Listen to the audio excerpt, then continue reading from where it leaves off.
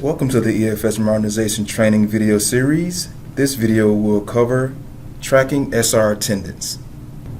So once a child is fully enrolled, once the parent has completed the terms and conditions and signed the payment certificate, that child enrollment will be considered done, and that child will then appear on the attendance roster.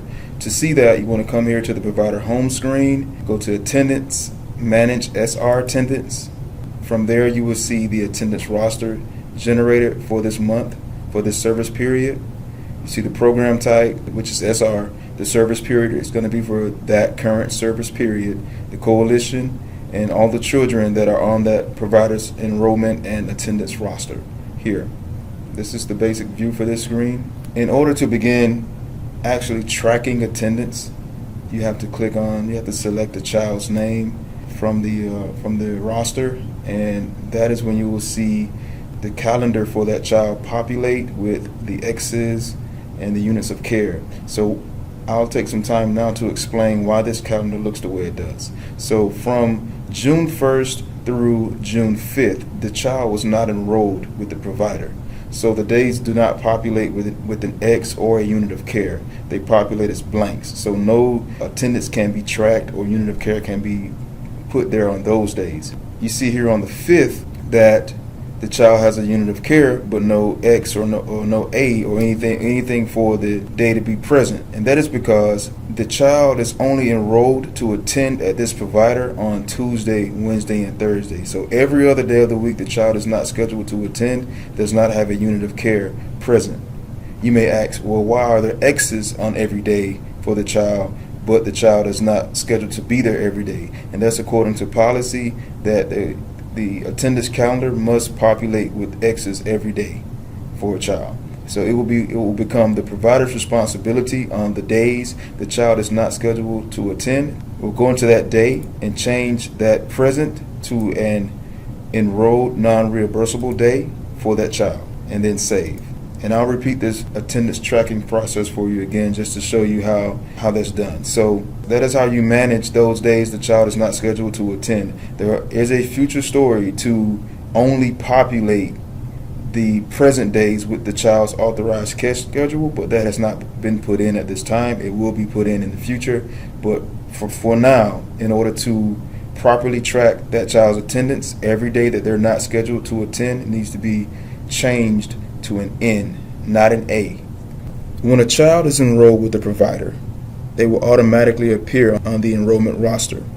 Even if the child is not scheduled to begin attending until a later date, the child will appear on the attendance roster, but the provider will not be able to begin marking attendance.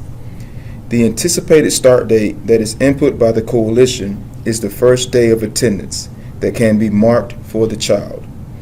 Clicking on the child's name in the attendance roster will cause the calendar to display the child's attendance information. The child's authorized days of care and unit of care are displayed.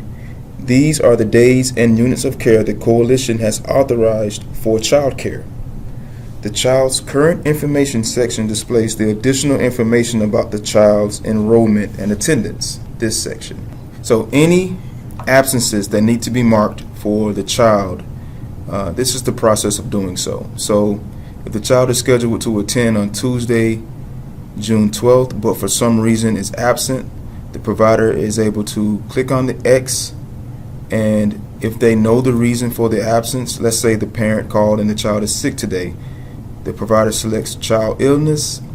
If that parent brings in a document or emails the provider a document from a doctor, the provider can attach that document here and then save, and then that absence appears on the attendance roster as an A. In the event that on Wednesday, the 13th, the child returns, but they need longer care today. The child may have been scheduled for part-time services, but the parent has to work a double shift this particular day. Now the provider will be able to change the unit of care from a part-time to, let's say, a full-time for this particular day, and then save that as well. So in this new attendance roster, the provider is able to both track the attendance for the child and change the unit of care the child is served per day. and then submit that. And over in the child current information section, there's a count being kept on the number of days that are absent and the total days to be paid. This is going to be updated to not say paid, but total days present, because at this point it's not safe to say what days will be paid versus not paid. So we just want to say how many days was the child present, how many days was the child absent, and that the number will be reflected here. And in a future story, once we put in that the ends are not tracked as absences, the non-reimbursable days won't be counted as an absence day here. As you'll see, there's an A, an N, and an A. So there are 3 things that are being considered as absences. Once we update the logic to recognize an N as a non-reimbursable, therefore not an absence day, that will be reflected here in the days absent as 2 versus 3 absent days. So once you have completed all of your attendance tracking for this child for the week or for the month, and you are satisfied with the information that has been input, you save the changes. At the end of the month, when it's time to submit this attendance roster to the Coalition for Processing and Reimbursements, before you submit it, you can do a summary look at the screen to see how many absences, and just to see it by child the attendance that has been recorded. This summary view doesn't show any changes to the unit of care. That will be updated in a future story. But for now, you can see the number of days present versus the number of days absent, as shown here. Days absent, days present for each child. And if you want, you can print this roster by clicking print.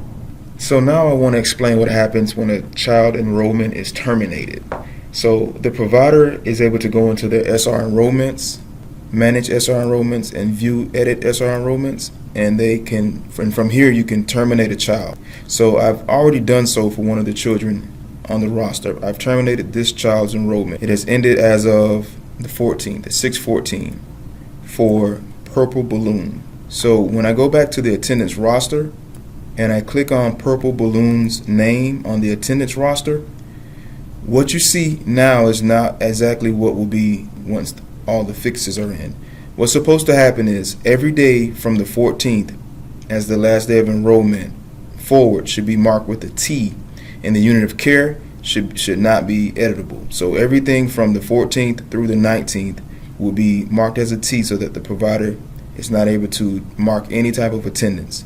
The system records that termination, and it's already on file at the coalition that the enrollment was ended, it was terminated, and so no enrollment tracking is necessary or will be necessary after the provider ends the enrollment. But you can see here that the child's status is enrollment ended, terminated. Once all the fixes are in place, that will be reflected here on the calendar for the child, so that there will be no confusion if this child is still enrolled or if they've been terminated.